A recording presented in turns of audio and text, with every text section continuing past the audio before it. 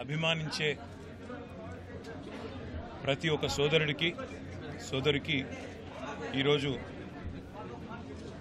జరిగిన నష్టం సామాన్యమైంది కాదు. ఎందుకంటే తెలుగు పత్రికా రంగంలో, తెలుగు ప్రసార మాధ్యమాల్లో ఒక విప్లవాత్మకమైన మార్పుకు బీజం వేసిన మహానుభావుడు గౌరవనీయులు శ్రీ చెరుకూరి రామోజీరావు గారు. ఆయన ఈనాడు అనే పత్రిక స్థాపించిన తర్వాత తదనంతరం ఈటీవీ ద్వారా మళ్ళీ ప్రసార మాధ్యమాల్లో ఎలక్ట్రానిక్ మీడియా యుగంలో కూడా తనదైన ముద్ర, ఒక ప్రొఫెషనలిజంతో, ఒక విలువలతో కూడిన జర్నలిజానికి గుర్తుగా రామోజీరావు గారు చిరకాలం నిలిచిపోతారు.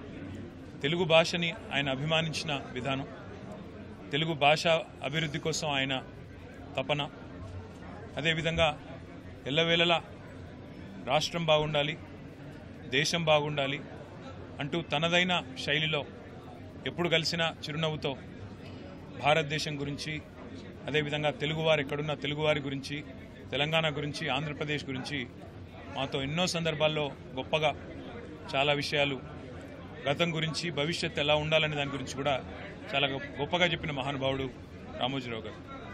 ఎన్నో సందర్భాలలో ఇదే ఫిలిం సిటీలో వారిని కలుసుకునే అవకాశం లభించింది. చాలా సందర్భాలు గంటలు వారితో కూర్చున్నప్పుడు ఒక మొబైల్ ఎన్సైక్లోపీడియా లాగా మొదటి నుంచి భారతదేశ స్వాతంత్రానంతరం నుంచి ఈరోజు వరకు చరిత్ర ఎన్నోసార్లు ఆయన నోటి వెంపడ విన్న ఒక అదృష్టం కూడా నాకు కలిగింది.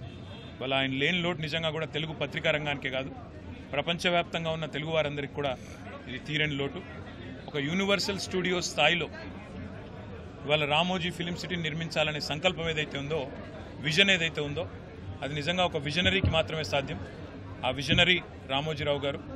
ఆయన ఇవాళ భౌతికంగా మన మధ్య లేకపోయినా ఆయన జ్ఞాపకాలు, ఆయన ఆశయాలు, ఆయన యొక్క ఆలోచనలు తప్పకుండా భవిష్యత్తులో కూడా మనందరికీ స్ఫూర్తినిస్తూనే ఉంటాయి. వారి ఆత్మకు శాంతి చేకూరాలని, వారు తప్పకుండా ఏదైతే తెలుగు భాషాభివృద్ధి కోసం, తెలుగువారి అభివృద్ధి కోసం తపన పడ్డారో, తెలుగు జాతి తప్పకుండా ఉన్నంతకాలం ఆయనను తప్పకుండా గుర్తుపెట్టుకుంటారని చెప్పి కూడా తెలియజేస్తూ, వారి కుటుంబ సభ్యులకి, అదేవిధంగా వారి అభిమానులకి, వారి బంధుమిత్రులకి అందరికీ కూడా పేరు పేరున మా పార్టీ తరఫున ప్రగాఢమైన సానుభూతిని కూడా తెలియజేస్తూ వారి ఆత్మకు శాంతి చేకూరాలని మనస్ఫూర్తిగా ప్రార్థిస్తాం.